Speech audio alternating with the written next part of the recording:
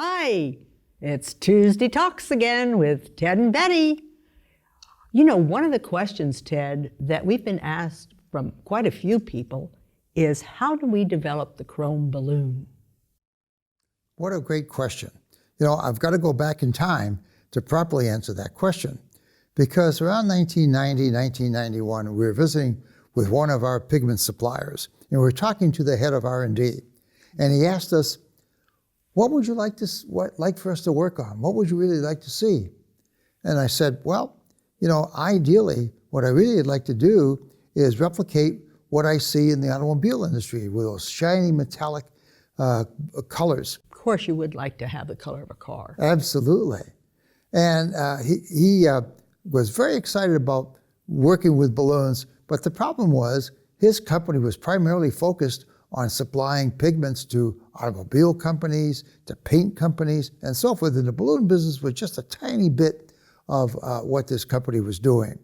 Now, that gentleman retired about 3 years ago and decided that you know, he might be interested in working part-time.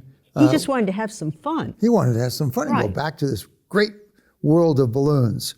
And he said, yeah, I'd be happy to kind of work with you guys. And we picked up that old question of how could we develop something that looks like those beautiful metallic, shiny colors that we see in cars.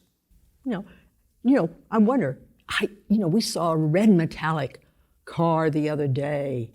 Do you think you can do that in chrome? That's a very, very difficult one because now we're getting into the physics of color.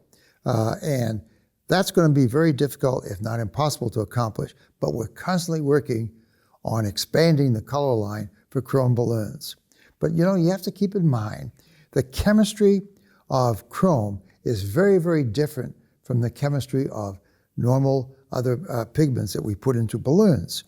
And it took us well over 2 years to develop the final chrome process. You know, it took us, I bet you it was a whole year just in lab.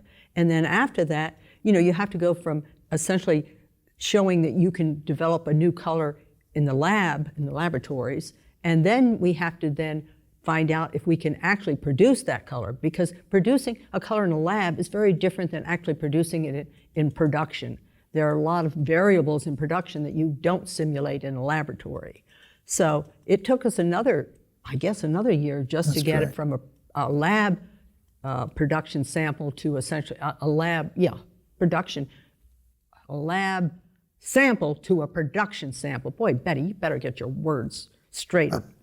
So yes, anyway. You're right, Betty, because the process, starting from the way we compound the latex all the way through to how we actually manufacture in a production line is different.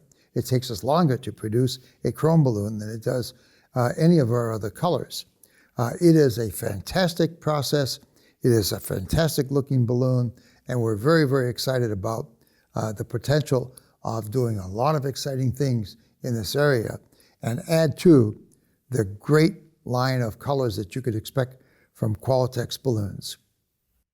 Thanks for tuning in to Ted and Betty Talks on Tuesday, or Tuesday Talks with Ted and Betty. See you next Tuesday.